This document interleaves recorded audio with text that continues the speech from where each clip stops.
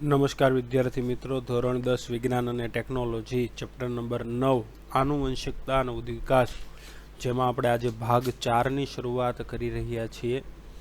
તો ભાગ 4ની શરૂઆત આપણે પ્રશ્ન નંબર 25 થી કરશું. પ્રશ્ન નંબર 25 ટૂંકનોંધ લખો. બે ટૂંકનોંધ આપેલી છે. એમાં સૌથી પહેલી ટૂંકનોંધ છે ઉપાર્જિત લક્ષણો. ઉપાર્જિત લક્ષણોનો અર્થ થાય છે ઉપજાવી કાઢેલા લક્ષણો. ઉપાર્જિત લક્ષણોનો અર્થ શું થાય છે? ઉપજાવી કાઢેલા લક્ષણો. તો ધ્યાન આપો કે સજીવના જે લક્ષણો પર્યાવરણ સાથેની આંતરક્રિયાથી વિકસાવાયા હોય અને તે આનુવંશિક હોતા નથી તેને ઉપાર્જિત લક્ષણો કહે છે. શું કીધું? સજીવોના એવા લક્ષણો કે જે પર્યાવરણ સાથેની આંતરક્રિયાથી વિકસાવાયા હોય, પર્યાવરણ સાથે એડજસ્ટમેન્ટ થઈને, પર્યાવરણ સાથે અનુકૂલન સાધીને પર્યાવરણની જેમ રહેવા માટે, પર્યાવરણની અંદર પોતાનું જીવન વિતાવવા માટે જે લક્ષણો સજીવે પોતાની જાતે વિકસાવેલા હોય એ લક્ષણ ક્યારેય આનુવંશિક નથી હોતા, એટલે કે એવા લક્ષણ પેઢી દર પેઢી ઉતરી આવતા નથી, તેને ઉપાર્જિત લક્ષણ કહે છે. ધ્યાન આપો. બિન પ્રજનન કોષો. બિન પ્રજનન કોષો એટલે દેહી કોષો. આપણા શરીરના પ્રજનન પેશી સિવાયના જે કોષો છે એને બિન પ્રજનન કોષો એટલે કે દેહિક કોષો કહેવામાં આવે. અને દેહિક કોષોની અંદર જ્યારે કોઈ ફેરફાર થાય છે તો એ ફેરફાર પ્રજનન કોષોના ડીએનએને કોઈ અસર કરતા નથી.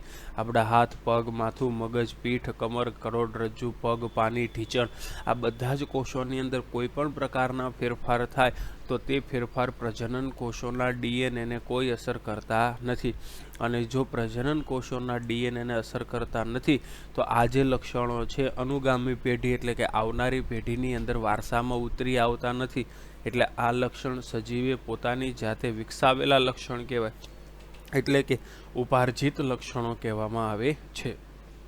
આગળ, દૈહિક પેશીઓમાં થનારા પરિવર્તન લિંગી કોષોના ડીએનએમાં દાખલ થઈ શકતા નથી. તેથી કોઈ વ્યક્તિના જીવનકાળમાં પ્રાપ્ત કરેલા અનુભવ સંતતિમાં વહન પામતા નથી અને ઉદ્વિકાસમાં અગત્યતાના નથી. આપણા શરીરના જે કોષો છે ને દૈહિક કોષો કે દૈહિક પેશી કહેવાય. હવે ધારો કે આપણે કોઈ વસ્તુ શીખીએ છીએ કે આપણે કંઈક વસ્તુ નવી બનાવતા શીખીએ છીએ એટલે આપણા શરીરના કોષોમાં પરિવર્તન થાય, પણ આ પરિવર્તન લિંગી કોષો એટલે પ્રજનન કોષોના જે ડીએનએ છે એમાં આ લક્ષણ પ્રાપ્ત થતા નથી, આ પરિવર્તન પ્રાપ્ત થતા નથી. એટલે કોઈ પણ વ્યક્તિએ પોતાના જીવનકાળની અંદર કોઈ પણ અનુભવો પ્રાપ્ત કરેલા હોય તો એ અનુભવો પોતાના પૂરતા જ રહે છે, પોતાની સંતતિની અંદર તે ઉતરતા નથી અને વળી ઉદ્વિકાસમાં મહત્વના નથી. ઉદ્વિકાસ એટલે કે કોઈ પણ સરળ સજીવને જો જટિલ બનવું હોય તો તેમાં આ લક્ષણ કોઈ ઉપયોગી થતું નથી. આગળ, પછી ઉપાર્જિત લક્ષણોના ઉદાહરણ તમને આપેલા છે. તો ઉપાર્જિત લક્ષણોનું પહેલું ઉદાહરણ કે ભાઈ તમને ખોરાક કે પોષણ ઓછું મળે તો એને અભાવ તમને અથવા તો બીજા કોઈ સજીવને તો એના ભમરાના શરીરની અંદર જીવભારમાં ઘટાડો થાય છે, એટલે કે ભમરાનું શરીર સુકાઈ જાય છે. તો પોષણના અભાવને કારણે ઓછા જીવભારવાળા ભમરાનું આ લક્ષણ સંતતિના વારસામાં આનુવંશિક થતું નથી. ભમરાની વસ્તી આપણે ગયા લેક્ચરની અંદર આ પ્રશ્ન ભણેલો હતો કે ભાઈ લાલ ભમરાની વસ્તીની અંદર વનસ્પતિને રોગ લાગુ પડે છે અને વનસ્પતિને રોગ લાગુ પડવાને કારણે ભમરાને ખોરાક પૂરતા પ્રમાણમાં મળતો નથી. જો ભમરાને ખોરાક પૂરતા પ્રમાણમાં ન મળતો હોય તો ભમરાના શરીરનું જે કદ છે, જે જીવભાર છે એ ઘટવા લાગે છે. પોષણનો અભાવ છે, પણ આ પોષણનો અભાવ પોતાના પૂરતો રહે છે. પોષણના અભાવને કારણે શરીર નાનું થઈ જાય છે. તો નાનું શરીર કંઈ આનુવંશિકતામાં ઉતરતું નથી. એના જે બચ્ચાઓ એટલે કે ભમરાના જે બીજા ભમરાઓ અંદર જન્મે છે તે તો મોટા શરીરવાળા જ ઉત્પન્ન થાય છે. બીજું ઉદાહરણ, ધારો કે એક ઉંદરની પૂંછડીને કાપી નાખી પછી એની સંતતિ ઉત્પન્ન થાય તો એની પૂંછડીને કાપી નાખે, એમ એની પેઢીમાં 5-6 પેઢી સુધી જેટલા ઉંદર જન્મે એ બધા ઉંદરની પૂંછડી કાપી નાખવામાં આવે, પણ દર વખતે પૂંછડીવાળું જ ઉંદર ઉત્પન્ન થશે એવું નહીં થાય કે ભાઈ 2-4 પેઢીની અંદર આપણે પૂંછડી કાપી નાખેલી છે તો હવે એની પેઢીમાં બધા જ ઉંદરો પૂંછડી વગરના ઉત્પન્ન થશે. કારણ કે પૂંછડી કાપીએ છીએ તો દૈહિક કોષોની અંદર ફેરફાર થાય છે, પ્રજનન કોષોની અંદર કોઈ ફેરફાર પડતો નથી. ત્રીજું, માનવી પાણીમાં તરતા શીખે છે. માનવી દ્વારા પોતાની સ્થાનિક ભાષા બોલાય છે અને અન્ય પણ કેટલીક ભાષા બોલે છે. માનવી જે છે એ સ્કેટિંગ એટલે રોલર સ્કેટ પહેરીને જુદી જગ્યાએ સરકે છે. કોઈ અકસ્માત માનવીનું થાય છે તો ચહેરા ઉપર ઈજાનું નિશાન પડે છે. તો આ બધી પરિવર્તનો છે એ પોતાના પૂરતા રહે છે. માણસને તરતા આવડતું હોય તો એવું નથી કે એનો બાળક પણ તરતા શીખેલો જ હોય, જન્મતાની સાથે એને તરતા આવડતું હોય, એવું ક્યારેય ના બને. એટલે આ બધા જે લક્ષણો છે એ લક્ષણો કેવા છે, વ્યક્તિગતને લીધે છે, વારસાની અંદર આ લક્ષણો ઉતરી આવતા નથી. ચાલો પછી બીજું લક્ષણ છે આનુવંશિક લક્ષણો. ચલો ધ્યાન આપો. તો સજીવોના જે લક્ષણો પિતૃના પ્રજનન કોષના ડીએનએમાં ફેરફાર થવાને કારણે અસ્તિત્વમાં આવતા હોય તેના આનુવંશિક લક્ષણો કહે છે. શું કીધું છે? સજીવોના જે લક્ષણો પિતાના પ્રજનન કોષના ડીએનએમાં ફેરફાર થાય, માતા પિતાના ડીએનએની અંદર કે માતા પિતાના જે પ્રજનન કોષો છે તેના ડીએનએની અંદર કોઈ લક્ષણોમાં ફેરફાર થાય તો એ ફેરફારને આનુવંશિક લક્ષણો કહે છે. હવે ધ્યાન આપો. પિતૃ સજીવોના જનનકોષોના જનીનમાં ફેરફાર થાય છે અને પ્રજનનની ક્રિયા દ્વારા આ ફેરફાર પામેલા જનીન તેની સંતતિને મળે છે. પરિણામે આ લાક્ષણિકતા પેઢી વારસાગત બને છે. માતા પિતાના જનનકોષની અંદર જે જનીન આવેલા છે તે જનીનમાં કંઈક ફેરફાર થાય. જનીનમાં ફેરફાર થાય એટલે પ્રજનન ક્રિયાની અંદર આ ફેરફાર પામેલા જનીન એની સંતતિની અંદર ઉતરી આવે. એ જનીન જે છે એ એક પ્રકારનું લક્ષણ કહેવાય અને સંતતિની અંદર જો લક્ષણ ઉતરી આવે તો પછી પેઢી દર પેઢી વારસાગત એ લક્ષણ આગળ વધતું રહે છે. આગળ આનુવંશિક લક્ષણોના ઉદાહરણ. પહેલું, મનુષ્યનો ત્વચાનો રંગ વારસાગત હોય છે, આંખની કનિનિકાનો રંગ વારસાગત હોય છે, વાળનું સ્વરૂપ પણ કેવું હોય છે? વારસાગત. બીજું ઉદાહરણ, વટાણાના છોડમાં ઊંચાઈ, બીજનો આકાર, પુષ્પનો રંગ, પુષ્પનું સ્થાન, આ બધું શું હોય છે? આનુવંશિક હોય છે. ત્રીજું, લીલા રંગના પાંદડા પર વસવાટ કરતી ભમરાની વસ્તી, જ્યારે એમાંથી લીલા રંગના પાંદડાની અંદર લાલ રંગના ભમરાની વસ્તી છે તો લાલ રંગ માટે જવાબદાર કોણ છે? જનીન. તો એ લાલ રંગ માટે જવાબદાર જનીનમાં ફેરફાર થાય અને લાલ રંગના જનીનમાં ફેરફાર થાય અને લિંગી પ્રજનન દરમિયાન પ્રજનન કોષો દ્વારા આ ફેરફાર પામેલું જનીન જે છે તે વારસામાં વહન પામે. તેને લીધે લાલ રંગના જે પિતૃ ભમરા હતા એની સંતતિ કેવા રંગની ઉત્પન્ન થઈ? ધારો કે એક ભમરો લીલા રંગનો ઉત્પન્ન થયો તો ભમરાનો લીલો રંગ એ કેવો છે? આનુવંશિક લાક્ષણિકતા છે જે દર પેઢી ઉતરીને આવે છે. આમ આનુવંશિકતા એ શું છે? ઉદ્વિકાસ માટે ખૂબ જ જરૂરી છે. આનુવંશિકતા શું છે? ઉદ્વિકાસ માટે ખૂબ જ જરૂરી છે. ચાલો એના પછી પ્રશ્ન નંબર 26. જીવની ઉત્પત્તિ પ્રક્રિયા અંગે વિવિધ વૈજ્ઞાનિકોએ રજૂ કરેલી સમજૂતી આપો. ભાઈ જુદા જુદા વૈજ્ઞાનિકોએ જીવની ઉત્પત્તિની પ્રક્રિયા કરવા માટે કેટલીક બાબતો રજૂ કરેલી છે અને એ રજૂ કરેલી બાબતો વિશે સમજૂતી આપવાની છે. ઘણા બધા વૈજ્ઞાનિકોએ રજૂ કરેલી બાબત કંઈક એવી છે કે ભાઈ જીવ, પૃથ્વી ઉપર પ્રથમ જીવ, પહેલો જીવ કઈ રીતે અસ્તિત્વમાં આવેલો હશે, કઈ રીતે ઉદ્ભવ પામેલો હશે, એની કલ્પનાઓ જુદી જુદી કરેલી છે. કોઈએ કારણો આપેલા છે, જો કોઈ અમુક પ્રયોગ દ્વારા સાબિત પણ કરેલું છે. ચલો જોઈએ. તો સૌથી પહેલા વૈજ્ઞાનિક આવે છે ચાર્લ્સ ડાર્વિન, જેનો અભ્યાસ તમે ધોરણ 9માં કરેલો છે. તો ડાર્વિનનો સિદ્ધાંત સમજાવે છે કે પહેલા સજીવો સરળ સ્વરૂપવાળા હતા, તેમાંથી સજીવો જટિલ સ્વરૂપવાળા બની ગયા, એટલે કે ઉદ્વિકાસ થયો. ઉદ્વિકાસનો અર્થ શું થાય? સરળ સ્વરૂપવાળા સજીવમાંથી જટિલ સ્વરૂપવાળા સજીવ બને. ડાર્વિનના આ સિદ્ધાંતને પ્રાકૃતિકવાદ, કુદરતીવાદ, પસંદગીવાદનો સિદ્ધાંત કહે છે. પરંતુ ડાર્વિન એ બાબત શીખવી શક્યા નથી કે પૃથ્વી ઉપર જીવની ઉત્પત્તિ કેમ થઈ છે, પ્રથમ જીવ કઈ રીતે ઉત્પન્ન થયેલો હશે તે સમજાવી શક્યા નથી. પછી બીજું, જે.બી.એસ. હાલ્ડેન. આ બ્રિટિશ વૈજ્ઞાનિકે 1929માં સમજાવ્યું કે આદિ પૃથ્વીમાં હાજર રહેલા સરળ કાર્બનિક અણુમાંથી જીવની ઉત્પત્તિ થઈ હશે. બ્રિટિશ દેશના વૈજ્ઞાનિકોએ 1929માં સમજાવ્યું કે આદિ એટલે જૂની પૃથ્વીની અંદર કેટલાક સરળ અકાર્બનિક અણુ રહેલા હતા, એની અંદરથી જીવની ઉત્પત્તિ થઈ હશે. તેમણે કલ્પના કરી કે પૃથ્વીના આદિ વાતાવરણમાં જીવ માટે, કોઈ પણ સજીવને જીવવા માટે કેટલાક જટિલ કાર્બનિક અણુઓનું સંશ્લેષણ એટલે બનાવટ થઈ હતી. અને જ્યારે સૌ પ્રથમ પ્રાથમિક જીવ જન્મ પામ્યો તો એના માટે કેટલાક રાસાયણિક સંશ્લેષણો બનેલા હશે. રાસાયણિક સંશ્લેષણ એટલે કેટલીક રાસાયણિક બનાવટ થઈ હશે વાતાવરણની અંદર કુદરતી રીતે, અને તેમાંથી જીવ બનેલો હશે. ત્યારબાદ ત્રીજા વૈજ્ઞાનિક આવે છે સ્ટેનલી એલ મિનર, અને બીજા વૈજ્ઞાનિક સાથે છે હેરાલ્ડ સી ઉરે. આ બંને વૈજ્ઞાનિકે 1953ની અંદર એક પ્રયોગ કરેલો હતો, ને પ્રયોગની અંદર એક કાચના ગોળાની અંદર આદિ પૃથ્વીના વાતાવરણ જેવું કૃત્રિમ વાતાવરણ તૈયાર કર્યું. આદિ પૃથ્વીનું વાતાવરણ, આદિ એટલે જૂની, પ્રાચીન પૃથ્વીમાં જે વાતાવરણ હતું એવું વાતાવરણ એને અહીંયા તૈયાર કર્યું. તેમાં તેમણે એમોનિયા, મિથેન, હાઇડ્રોજન અને પાણીની વરાળ તેમજ અણુ અને જુદા જુદા સંયોજન લીધા, પણ ઓક્સિજનની ગેરહાજરી લીધી. આ મિશ્રણને 100°C ઓછા તાપમાને રાખ્યું, અને આ વાયુ મિશ્રણમાં વિદ્યુત તણખાવ ઉત્પન્ન કરવામાં આવ્યા. એક અઠવાડિયા પછી જોયું તો 15% કાર્બન સરળ કાર્બનિક સંયોજનમાં રૂપાંતર થયા, અને તેમાં પ્રોટીન અણુઓનું નિર્માણ કરતા એમિનો એસિડ પણ હતા. તમે પ્રયોગ આકૃતિ દ્વારા જોઈ શકો છો કે પહેલાં એક ત્રિપાઈ મૂકી, ત્રિપાઈની નીચે બર્નર મૂક્યો, એની ઉપર એક 2 બૂચવાળો ચંબુ મૂક્યો, જેમાં પાણી નાખ્યું, અને એક બૂચમાંથી પાણીની વરાળ નીકળે છે. એ પાણીની વરાળ કાચના મોટા પ્રક્રિયા ચેમ્બરમાં જાય છે. પ્રક્રિયા ચેમ્બરની અંદર 2 ઇલેક્ટ્રોડ્સ છે, એટલે વિદ્યુતનું વહન કરતા, અને એમાં મિથેન, એમોનિયા, પાણીની વરાળ અને હાઇડ્રોજન વાયુનું મિશ્રણ નાખ્યું, અને પછી એક બાજુ ઠંડુ પાણી તેની ઉપર પસાર કરવામાં આવ્યું. તો આ જે પ્રક્રિયા ચેમ્બર છે એની અંદર એવા વાયુનું મિશ્રણ મળ્યું છે જે સજીવોના અસ્તિત્વ માટે જવાબદાર છે.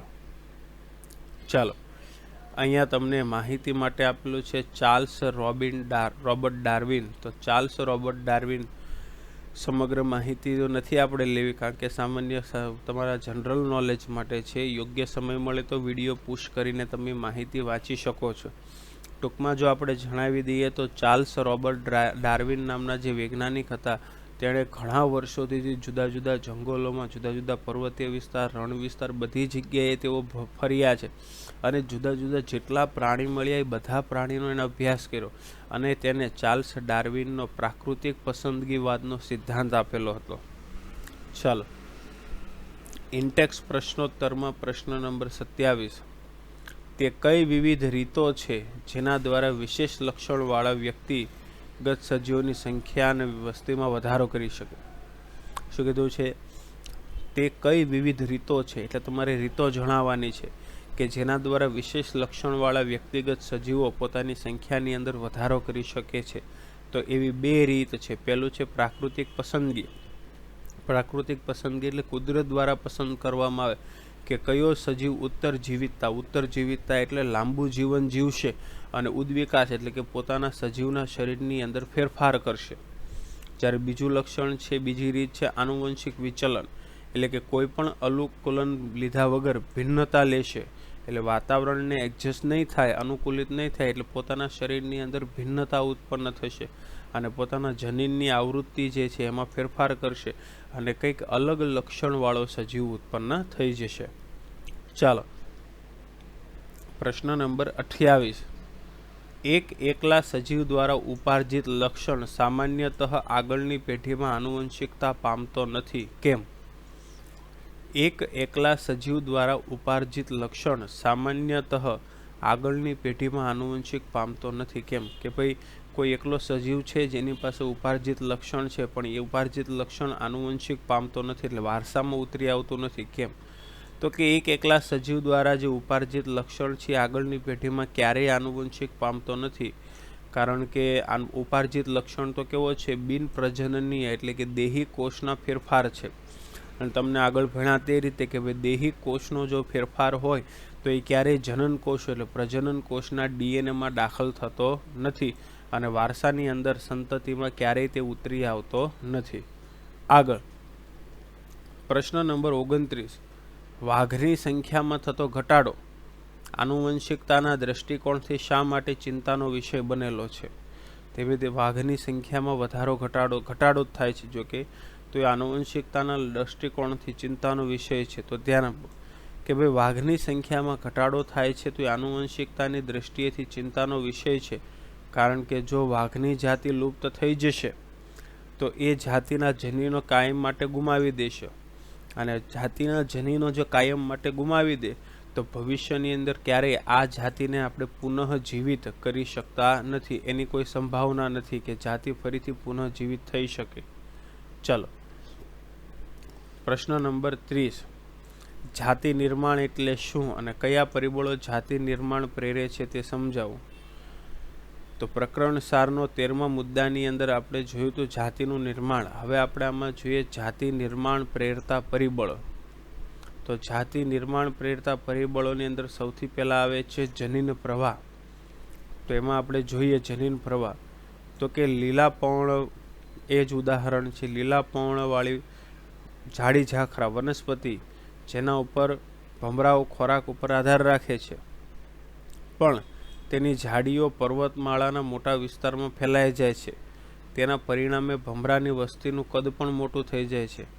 હવે ભમરાની આ જે મોટી વસ્તી છે તો એમાં વ્યક્તિગત ભમરા અમુક ભમરા વધારે દૂર જતા નથી, કારણ કે તેઓને ખોરાક માટે પોતાની ઝાડીઓ ઉપર જ આધારિત રહે છે, ઝાડી ઉપર જ આધારિત રહે છે. તો આમ ભમરાઓની વિશાળ વસ્તી છે એ આસપાસમાં વહેંચાઈ જાય છે, એટલે વસ્તીમાંથી ઉપવસ્તી બને છે. અને પછી આ ઉપવસ્તીના નર અને માદા જે સભ્યો છે ભમરાના એ એકબીજા સાથે પ્રજનન કરે છે. પણ કેટલાક સંજોગો વશાત એવું થાય કે કેટલાક સાહસિક ભમરા કે જેઓ અલગ નવો ખોરાક પ્રાપ્ત કરવા માટે એક ઉપવસ્તીમાંથી ઉડીને બીજા સ્થાને જાય છે, અથવા કાગડા દ્વારા ખોરાક લીધો હોય, કાગડાએ ભમરાને મારી નાખ્યો પણ છતાં ભમરો બચી ગયો હોય અને ઉપવસ્તીમાંથી ઉપાડીને નુકસાન કર્યા વગર કોઈ બીજા સ્થાને મૂકી દેતો હોય. બંને પરિસ્થિતિમાં શું થાય કે એક ભમરો સ્થળાંતર પામીને પોતાની વસ્તીથી દૂર થઈ જાય અને અન્ય વસ્તીમાં ચાલ્યો જાય અને ત્યાં એની સાથે સ્થાનિક પ્રજનન કરે, તો પોતાના જનીન છે તે બીજી વસ્તીના જનીનના ભમરાની અંદર વહેવા લાગે અને આનુવંશિક રીતે વસ્તીમાં જોવા મળે. તો જો આ પ્રકારની ભમરાની બે ઉપવસ્તી અલગ અલગ વિશાળ નદીની બંને બાજુ હોય તો બંને ભમરાની જાતિ એકબીજાથી અલગ કહેવાય. આમ એક ભમરાની જાતિ જે છે તે બીજા ભમરાની જાતિની અંદર જનીન પ્રવાહ વહેવા લાગે છે. એના પછી આનુવંશિક વિચલન અને પ્રાકૃતિક પસંદગી. તો પ્રત્યેક ઉપવસ્તીમાં પેઢી દર પેઢી આનુવંશિક વિચલન વિવિધ ફેરફારોનો સંગ્રહ કરતો હોય છે. પ્રાકૃતિક પસંદગી જે છે તે જુદા જુદા ભૌગોલિક વિસ્તારો ઉપર આધાર રાખે છે કે કુદરત દ્વારા કેવી પસંદગી થાય તે જુદા જુદા વિસ્તાર પર આધાર રાખે. ઉદાહરણ તરીકે જોઈએ કે એક ઉપવસ્તીની સીમામાં સમડી એટલે એક પ્રકારનું પ્રાણી, સમડી ખબર ને, પક્ષી, સોરી.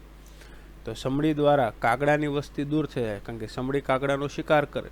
તેને પરિણામે શું થાય તો કે લીલા રંગના ભમરાની ભિન્નતાની પસંદગી પામતા નથી અને લાલ રંગના ભમરા દ્વારા એની સંખ્યા વધતી જાય. પણ આજુબાજુમાં જે ઉપવસ્તી ભમરાની રહેલી છે જ્યાં કાગડાની સંખ્યા વધારે છે પણ સમડી નથી, તો એ જગ્યાએ લીલા રંગના ભમરા વધારે ખવાય છે. એક જગ્યાએ લાલ રંગના ભમરા વધે છે કારણ કે ત્યાં કાગડા નથી, અને બીજી જગ્યાએ લીલા રંગના ભમરાનો શિકાર થાય છે કારણ કે ત્યાં કાગડા છે. તો કાગડા હોવા કે ન હોવા એ કોની ઉપર આધાર રાખે છે? સમડી ઉપર. કારણ કે જ્યાં સમડી છે તો ત્યાં કાગડાનો શિકાર થાય છે, અને જ્યાં સમડી નથી તો કાગડા જે છે એ લીલા રંગના ભમરાનો શિકાર કરે છે.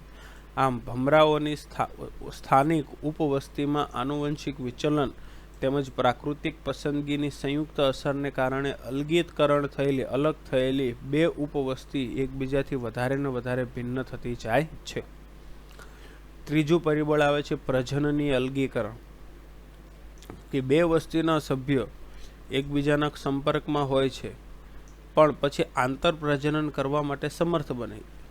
બે વસ્તી જુદી જુદી બે વસ્તીના સભ્ય એકબીજાના સંપર્કમાં આવે ત્યારે તેઓ આંતર પ્રજનન કરવામાં અસમર્થ બને છે. આવો ફેરફાર ઘણી રીતે સંભવ બની શકે છે. કઈ રીતે જોઈએ કે ડીએનએમાં થતો કોઈ મોટો ફેરફાર અથવા રંગસૂત્રની સંખ્યામાં ફેરફાર થાય કે બે વસ્તીના પ્રજનન કોષોની વચ્ચે ફલન ના થઈ શકતું હોય. દાખલા તરીકે તો કે ભિન્નતાને કારણે લીલા રંગના જે ભમરા છે, લીલા રંગના ભમરાની માદા લઈએ અને લાલ રંગના ભમરાનો નર લઈએ તો એ બંને વચ્ચે પ્રજનન ક્ષમતા નથી થતી. કેમ? તો કે માત્ર લીલા રંગના નર ભમરા સાથે જ લીલા રંગની માદા ભમરા પ્રજનન કરી શકે. એ જ રીતે લીલા રંગના ભમરાની માદા બીજા સમૂહના લાલ રંગના નર ભમરા સાથે મળે તો એનો પણ એવો જ વ્યવહાર થઈ જાય, એટલે એમની વચ્ચે પ્રજનન થઈ શકતું નથી. આ રીતે અસરકારક જાતિ નિર્માણ અને ભમરાની જાતિ એકબીજાને અસ્તિત્વમાં આવતી હોય છે. ચાલો તેના પછી પ્રશ્ન નંબર 31, તે કયા પરિબળો છે જે નવી જાતિના નિર્માણમાં મદદરૂપ થાય છે? એટલે કે નવી જાતિના નિર્માણમાં મદદરૂપ થતા પરિબળો વિશે ચર્ચા કરવાની છે. ચલો ધ્યાન આપો. તો નવી જાતિના નિર્માણમાં મદદરૂપ થતા પરિબળો, પહેલું તો જનીન પ્રવાહ, બીજું આનુવંશિક વિચલન અને પ્રાકૃતિક પસંદગી, અને ત્રીજું પ્રજનનીય અલગીકરણ. ચાલો 32મો પ્રશ્ન, શું ભૌગોલિક પૃથ્થકરણ સ્વપરાગિત જાતિઓની વનસ્પતિમાં જાતિ નિર્માણ માટે મુખ્ય કારણ હોઈ શકે? હા કે ના? શા માટે હા હોય તો શા માટે હા, અને ના હોય તો શા માટે ના? તો આપણો જવાબ છે ના. કારણ કે ભૌગોલિક પૃથ્થકરણ એટલે ભૌગોલિક રીતે અલગ અલગ વનસ્પતિ રહેતી હોય તો સ્વપરાગનયન દ્વારા વનસ્પતિઓ પોતાની જાતિનું નિર્માણ મુખ્ય કારણ કરી શકે નહીં, પોતાની જાતિનું નિર્માણ નવી કરી શકે નહીં, કારણ કે તેઓ પોતાના પિતૃ સાથે સંકળાયેલા છે. ભૌગોલિક પૃથ્થકરણ એટલે જુદી જુદી જગ્યાએ રહેતી બે વનસ્પતિ વચ્ચે જનીન પ્રવાહ અટકી જતો હોય છે. 33મો પ્રશ્ન, શું ભૌગોલિક પૃથ્થકરણ અલિંગી પ્રજનનવાળા સજીવોમાં નિર્માણનું મુખ્ય કારણ હોઈ શકે? શા માટે અથવા શા માટે નહીં? હા હોય તો શા માટે હા, અને ના હોય તો શા માટે ના? તો આપણો જવાબ ના રહેશે. કેમ? તો કે ભૌગોલિક પૃથ્થકરણ અલિંગી પ્રજનનવાળા સજીવોના નિર્માણ માટે મુખ્ય કારણ હોઈ શકે નહીં, કારણ કે અલિંગી પ્રજનનમાં એક જ પિતૃ ભાગ લેતો હોય છે અને તેમાં ભિન્નતા સર્જાતી નથી. ચાલો પ્રશ્ન નંબર 34, ઉદ્વિકાસને આધારે સજીવોનું વર્ગીકરણ જણાવો. ઉદ્વિકાસ એટલે શું? તો કે સરળ સજીવોમાંથી જટિલ રચનાવાળા સજીવો બને છે તેને ઉદ્વિકાસ કહે છે. તો એ ઉદ્વિકાસને આધારે સજીવોનું વર્ગીકરણ તમારે સમજાવવાનું છે. ચલો જોઈએ.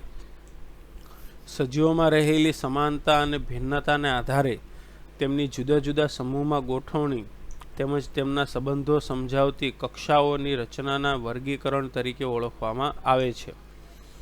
વિશિષ્ટ લક્ષણને આધારે સજીવોને ચોક્કસ સમૂહમાં વર્ગીકરણ કરવામાં આવે છે અને તેના દ્વારા ઉદ્વિકાસના ક્રમની માહિતી અને સમજૂતી પણ તેમને આપવામાં આવે છે. સજીવોના લક્ષણને આધારે સજીવોનું વર્ગીકરણ કરવામાં આવે છે. તો જોઈએ ઉદ્વિકાસને આધારે સજીવોનું વર્ગીકરણ કઈ રીતે થાય છે. તો ધ્યાન આપો. મોટાભાગના સજીવોમાં કેટલાક પાયાના લક્ષણ સામાન્ય હોય, જેમ કે કોઈ પણ સજીવનો કોષ હોય તો કોષ કેવો એકમ કહેવાય? સજીવનું બંધારણ કરતો બંધારણીય એકમ, અને સજીવમાં કાર્ય કરતો ક્રિયાત્મક એકમ કોષ કહેવાય. પહેલું લક્ષણ છે કોષ, કે ભાઈ કોષ કેવા પ્રકારનો છે. પછી આગળ વધીએ, બીજું વર્ગીકરણ કોને આધારે કરીએ? તો કે બીજા સ્તરના વર્ગીકરણના જે લક્ષણો છે બધા સજીવોની અંદર ક્યારેય એક સરખા જોવા મળતા નથી. જેમ કે કોઈ સજીવ એવો છે જે સુવિકસિત કોષ કેન્દ્ર ધરાવે છે પણ સાથે સાથે પટલમય અંગિકાઓ ધરાવે છે, તો જો સુવિકસિત કોષ કેન્દ્ર ધરાવતો હોય અને પટલમય અંગિકા ધરાવતો હોય તો એને સુકોષ કેન્દ્રી કોષ કહેવાય. પરંતુ જો કોઈ સજીવ સુવિકસિત કોષ કેન્દ્ર અને પટલમય અંગિકા ધરાવતો ન હોય તો તેને આદિકોષ કેન્દ્રી કોષ કહેવામાં આવે છે. એટલે સજીવના બે ભાગ પાડવામાં આવે છે, સુકોષ કેન્દ્રી કોષ અને આદિકોષ કેન્દ્રી કોષ. આગળ, સુવિકસિત કોષ કેન્દ્ર ધરાવતા સજીવોમાં કોષની સંખ્યાને આધારે એક કોષીય સજીવ અને બહુકોષીય સજીવમાં વર્ગીકરણ કરવામાં આવે. એના પછી ત્રીજું સ્તર, કે ભાઈ સુવિકસિત કોષ કેન્દ્ર ધરાવતો હોય એટલે કે સુકોષ કેન્દ્રી કોષ ધરાવતો હોય તો એના બે ભાગ પડે, એક કોષીય સજીવ અને બહુકોષીય સજીવ. આગળ, પછી પ્રકાશ સંશ્લેષણની લાક્ષણિકતાને આધારે એક કોષને આધારે સજીવના બે પ્રકાર પડે, કે જો એ સજીવ પ્રકાશ સંશ્લેષણ કરી શકતો હોય તો એ વનસ્પતિ કહેવાય, અને પ્રકાશ સંશ્લેષણ ન કરી શકતો હોય તો તેને પ્રાણી કહેવાય. આગળ, બહુકોષી વનસ્પતિ અને પ્રાણીઓની અંદર પેશી છે, અંગ છે, અંગતંત્ર છે વગેરેનો વિકાસ થયેલો હોય છે. આગળ, પ્રાણી શરીરમાં શરીરની બહાર બાહ્ય કંકાલ અને પછી અંતઃકંકાલ એટલે કે શરીરની પછી બહુકોષીય પ્રાણી કે બહુકોષીય વનસ્પતિ હોય તો એના ભાગ પડે. કોષ ધરાવતા હોય તો કોષીય પ્રાણી, પેશી ધરાવતા હોય તો પેશીય પ્રાણી, અંગ ધરાવતા હોય તો અંગતંત્ર આયોજનવાળા પ્રાણી, અને પછી શરીરની બાહ્ય કંકાલ હોય તો બાહ્ય કંકાલવાળા પ્રાણી, અને અંદરનું કંકાલ હોય તો અંતઃ કંકાલવાળા પ્રાણી. આવી રીતે એનું વિભાજન કરવામાં આવે છે. આગળ સજીવોમાં આ રીતે ઉદ્વિકાસીય સંબંધોને એક પછી એક ક્રમિક વિકસિત કરવામાં આવે અને વર્ગીકરણ સમૂહની રચના કરવામાં પછી તમને મદદ થાય છે. તો બે જાતિના લક્ષણોની સમાનતા જેટલી વધારે હશે, બે જાતિઓ વચ્ચે લક્ષણોની સમાનતા જેટલી વધુ હશે, એટલી બે જાતિ વચ્ચેનો સંબંધ કેટલો હશે? નજીક. મનુષ્ય અને વાનરની અંદર લક્ષણો સમાન જણાય છે એટલે તેઓ એકબીજા સાથે નજીક છે. અને બે જાતિનો સંબંધ જેટલો નજીક હશે તેમ તેમનો ઉદ્વિકાસ નજીકના ભૂતકાળમાં સમાન પૂર્વજમાંથી થયેલો હશે. તો આમ સજીવ જાતિનું વર્ગીકરણ તેમના ઉદ્વિકાસીય સંબંધોનું શું ગણાય છે? પ્રતિબિંબ ગણાય છે. પ્રશ્ન 35. હવે આગળ સમમૂલક અંગો કઈ રીતે ઉદ્વિકાસના પુરાવા પાડે છે? ઉદ્વિકાસ એટલે બે જુદી જુદી જાતિઓ એકબીજાની નજીક છે તે જાણવા માટે સમમૂલક અંગો પુરાવા કેટલા પૂરા પાડે છે, કે સમમૂલક અંગો કેટલી મદદરૂપ થાય છે તે જોવાનું છે. ચલો જોઈએ. તો સજીવોની ઉત્પત્તિ તેમજ સજીવોની સંરચનાની દ્રષ્ટિએ સજીવોના અંગોના ઉત્પન્ન થવું અને સજીવોના શરીરની રચના એ બંને અને રચનાની દ્રષ્ટિએ એક સમાન હોય પરંતુ અંગો કાર્યની દ્રષ્ટિએ જુદા જુદા હોય તો એને સમમૂલક અંગો કહેવામાં આવે, એટલે કે રચના સદૃશ અંગો કહેવામાં આવે. કે સજીવોના એવા અંગો કે જે શરીરમાંથી ઉત્પન્ન થવાનું સ્થાન એક સરખું હોય પરંતુ તેના કાર્ય કેવા હોય? જુદા જુદા હોય તો એને સમમૂલક અંગો કહેવાય. હવે ધ્યાન આપો કે જો સજીવના શરીરની રચના સરખી હોય, સમાન હોય તો એના પરથી કહી શકાય કે સમાન પૂર્વજમાંથી તેઓ ઉદ્વિકાસ પામેલા છે. ઉદાહરણ તરીકે લઈએ કે દેડકોના ઉભયજીવી દેડકાના આગળના ઉપાંગો, ગરોળીના આગળના ઉપાંગો એટલે આગળના પગ, પક્ષીની પાંખ અને મનુષ્ય સસ્તન વર્ગનો પ્રાણી છે તો એનો હાથ, આ બધાની રચના એક સરખી છે. તમે જોઈ શકો છો અહીં હાડકાની રચનાઓ આપેલી છે. આ જે દેડકાનો આગળનો પગ છે, ગરોળીનો આગળનો પગ છે, પક્ષીની આ પાંખની રચના છે અને મનુષ્યના હાથની રચના છે. આ રચનાઓ સરખી છે તો આનો મતલબ એવું કહી શકાય કે આ બધા જ સજીવો છે કોઈ એક પૂર્વજમાંથી ઉતરીને આવેલા છે. એટલે આ સજીવો ઉદ્વિકાસની દ્રષ્ટિએ સમાન છે. તો ઉપાંગ એટલે કે આગળના પગની પાયાની રચના એક સમાન છે એટલે ભલે કામ જુદું જુદું હોય અને પૃષ્ઠવંશી પ્રાણી તરીકે તેઓનું રૂપાંતરણ થયેલું છે. પૃષ્ઠવંશી પ્રાણી એટલે કે પીઠ પાછળ કરોડરજ્જુ હોય તેવા પ્રાણી. તો આમ આ બધા જે લક્ષણો છે એ લક્ષણો સમમૂલક અંગો કહેવાય, એટલે કે રચના સદૃશ અંગો કહેવાય, એટલે કે સમજાત લક્ષણો કહેવાય. તો સમજાત લક્ષણોની મદદથી ભિન્ન જાતિઓ વચ્ચે ઉદ્વિકાસીય સંબંધની આપણે ઓળખ પ્રસ્થાપિત કરી શકીએ છીએ. તેના પછી પ્રશ્ન નંબર 36 ટૂંક નોંધ લખો. કાર્ય સદૃશ્ય અંગો. હવે કાર્ય સદૃશ્ય અંગ એટલે શું? તો કે દેખાવ અંગોનો, શરીરના અંગોનો દેખાવ સરખો હોય, કાર્ય સરખા હોય પરંતુ તેઓની પાયાની રચના અને તેઓ શરીરમાંથી કઈ જગ્યાએ ઉત્પન્ન થયા છે તેની ઉત્પત્તિ જુદી જુદી હોય તો એને કાર્ય સદૃશ્ય અંગ કહેવામાં આવે. એટલે કે ચામાચીડિયામાં પાંખ, એની મધ્યસ્થ આંગળી અને મધ્યની ત્વચા એક સરખી વિસ્તરણ પામે છે. એવી જ રીતે કોઈ પક્ષીની પાંખ, આગળના જે અંગ છે પક્ષીની પાંખની ત્વચા સંપૂર્ણ રીતે વિસ્તરણ પામેલી છે પરંતુ પીછાથી ઢંકાયેલી છે. દેખાવમાં બંનેની રચના અને બંધારણ કેવા લાગે છે? સમાન, પરંતુ સંઘટક એટલે રચના કરતા ઘટકો અલગ અલગ છે. બંનેનું કાર્ય ઉડવાનું એક સમાન છે પરંતુ બંનેની રચના એકબીજાથી કેવી છે? અલગ. એટલે આમ પક્ષીની પાંખ અને ચામાચીડિયાની પાંખ દેખાવમાં એક સરખી છે અને બંનેનો સામાન્ય ઉપયોગ પણ એક સરખો થાય છે પણ બંને અંગની ઉત્પત્તિ, બંને અંગ શરીરમાંથી એક સમાન જગ્યાએ ઉત્પન્ન થતા નથી એટલે કે તેને સમજાત લક્ષણ ના ગણી શકાય. તેને કાર્ય સદૃશ્ય અંગો કહેવાય, એટલે કે કાર્ય સરખા છે પરંતુ તેઓની રચના એકબીજાથી કેવી છે? અલગ. એટલે આમ જુદા જુદા પ્રાણીઓમાં કાર્ય સદૃશ્ય અંગો જોવા મળે તો કહી શકાય કે તેઓ એક સમાન પૂર્વજમાંથી ઉત્પન્ન થયેલા નથી. એ કાર્ય સદૃશ્ય અંગો તો કયા છે? તો કે પર્યાવરણની અંદર અનુકૂળ થવા માટે તેઓએ કાર્ય સરખા કરેલા છે. તો વિદ્યાર્થી મિત્રો, આજનો આ જે લેક્ચર છે તે પૂરો થાય છે. આવતીકાલે આ જ સમયે આ જે લેક્ચર જે છે એનો આગળનો ભાગ યુટ્યુબ ઉપર રજૂ કરવામાં આવશે. જય શ્રી કૃષ્ણ.